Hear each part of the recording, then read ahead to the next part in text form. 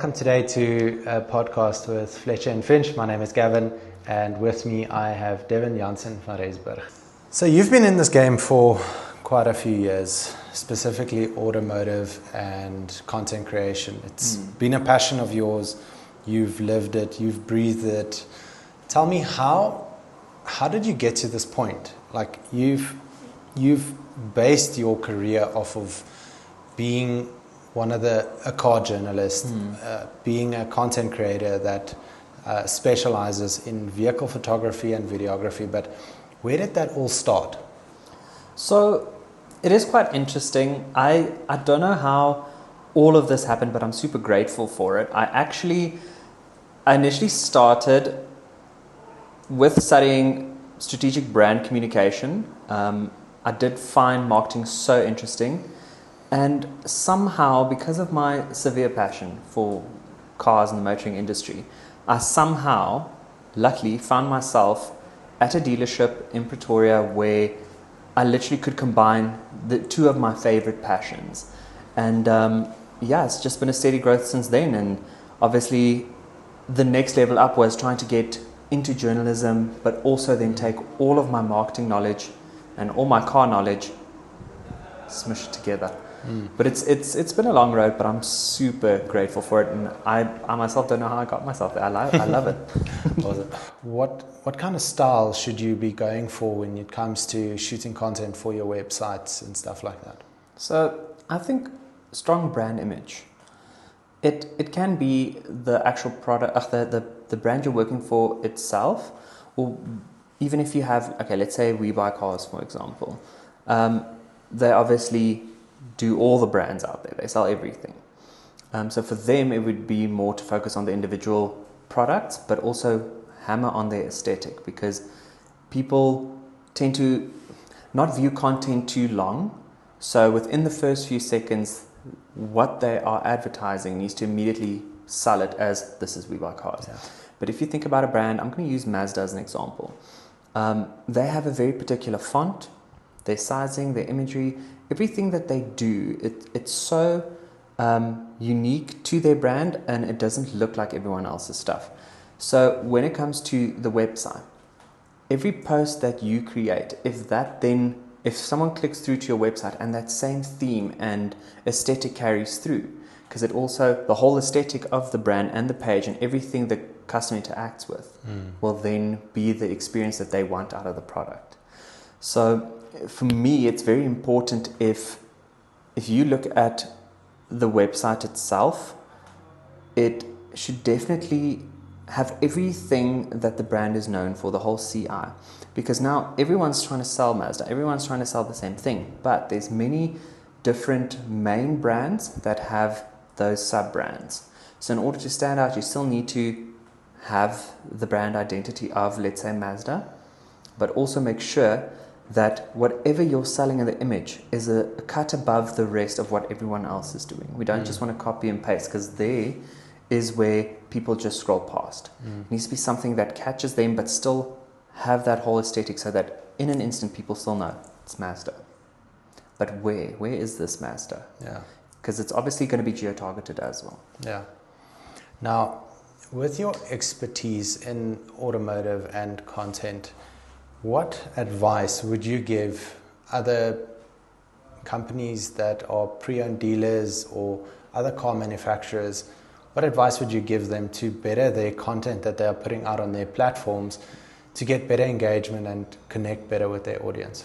So in terms of a used dealership, from that perspective, I would say, remember, you're selling pre-owned products. You can't physically convince every single person that's going to buy a car from you that this one is perfect. You can't tell them 100% the whole history of the car, where it's been, who owned it, who drove it, how it was driven, how it was kept. But what you can do is, instead of just making funny content like most used dealerships tend to do, I've heard this term a lot when I look at my marketing experience. People always want their brands to be like Nando's. And you can't have a dealership necessarily be like Nando's. Yeah. You can create punchy, engaging, fun content. People love that. But you must remember that you're selling a pre-owned product. So what I used to do is, okay, when I created, let's say, did a photo shoot on a specific car, I'm going to use a BMW 3 Series as an example. And you go to a specific location, you shoot it, you get high quality content of that car close up so people can see, okay, the paint isn't damaged, it hasn't been resprayed, the interior still looks fantastic. You already sell a car that people see, oh, but this car is used, but it looks well kept. I can see more of it. It's not just a photo taken with a phone and then uploaded to a third party aggregator like an Auto Trader. That as well made not only the car sell quicker, but gave people more confidence in the product, because now you're showing them, this is our cars. If you go through our pages, this is the products we have. If you go through our videos, our reels, this is what we offer. And the fact that we can take almost any car on our floor and go and shoot this content should show you what the standard or the level of our cars and the products we sell are. So that would be my to sum it up, higher quality content on the product. I think just to touch on that point, higher quality content, but at the end of the day, you need to remember why someone is on your page.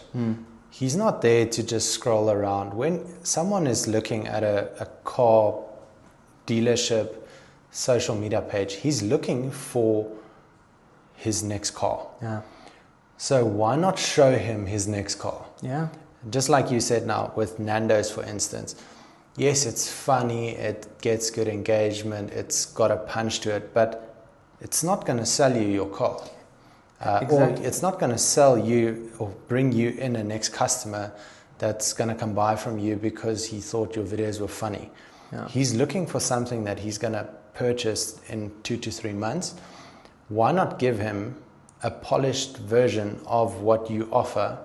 100%. Because when he sees the kind of quality that you, or the time and effort that you put into showcasing your product, he's going to feel more at ease when he steps into the door, knowing what he's in for, because he's 100%. able to see everything from start to finish, polished version of your product. And I think that's what's important when it comes to promoting vehicles on socials. 100%. Because the thing is, yes, you are showcasing kind of all the products you have, but I can't see how I would purchase a vehicle from laughing at a video that's specific about a dealership.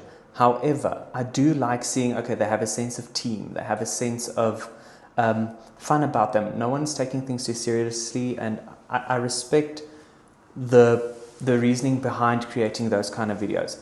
But like you said, you are in the business of selling a product. That's how you get money in. So show the client what you have as much as possible, and as high quality as possible. Because yes, if I browse even on Auto Trader and I see a car that doesn't have nice photos, there's only 3 photos, I can't really see much about the product, it already makes me feel like something's being hidden. It's already lost.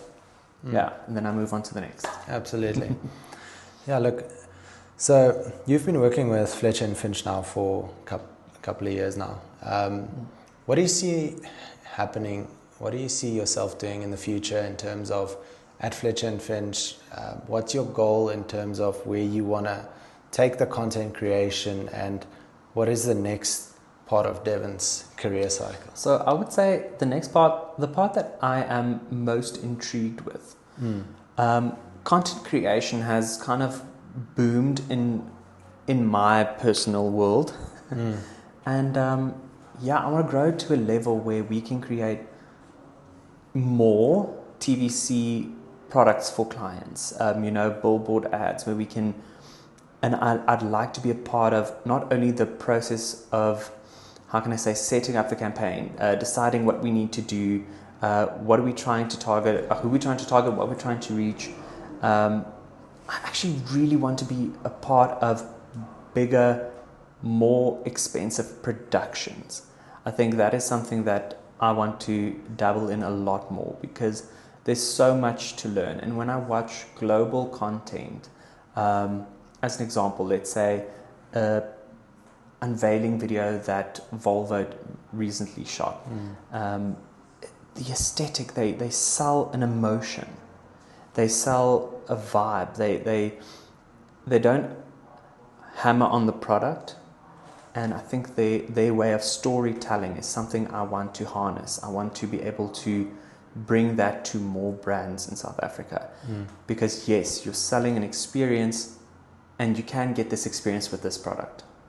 And they've caught me many a times where I wanted to buy a Volvo, like on the spot. I can't, but I wanted to. And I really want to learn more on how to do this to, I would say, a level 200.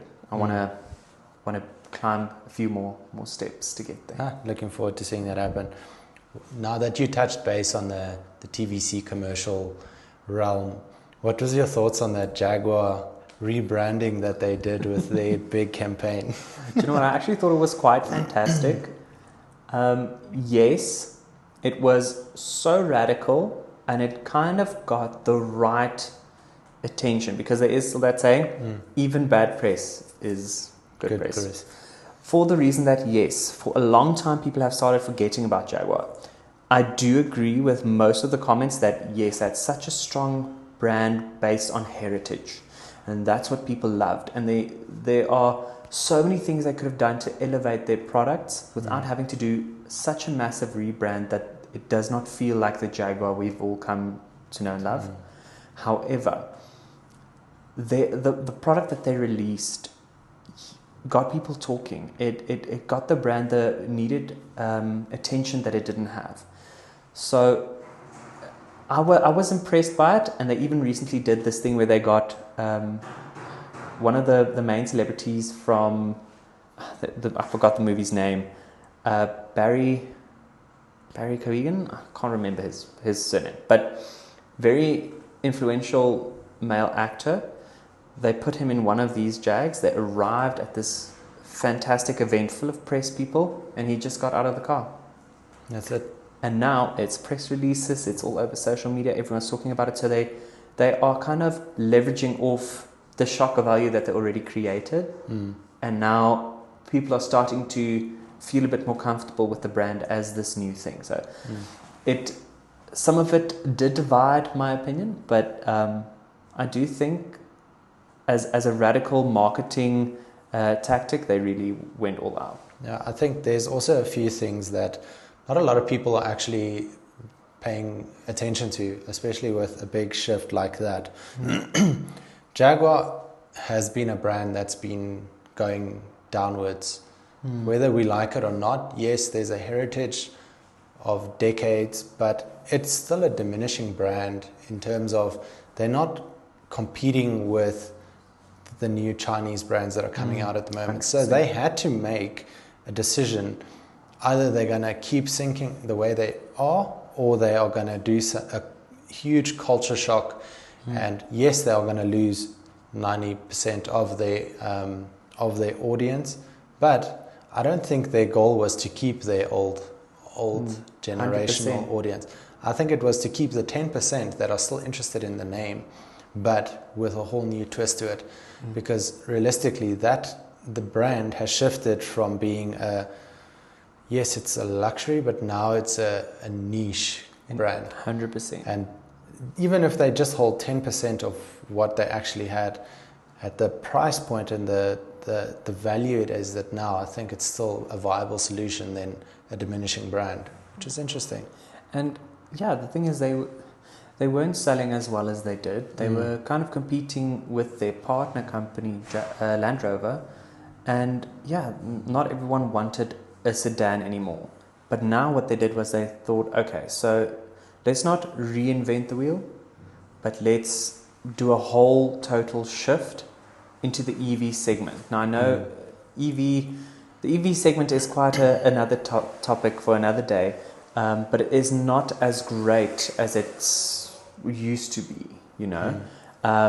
They started promoting it over the last few years, and now we see that there is a shift towards combustion engines again. So, yeah, we'll see where the brand takes them. Yeah, see where this move takes them. Awesome.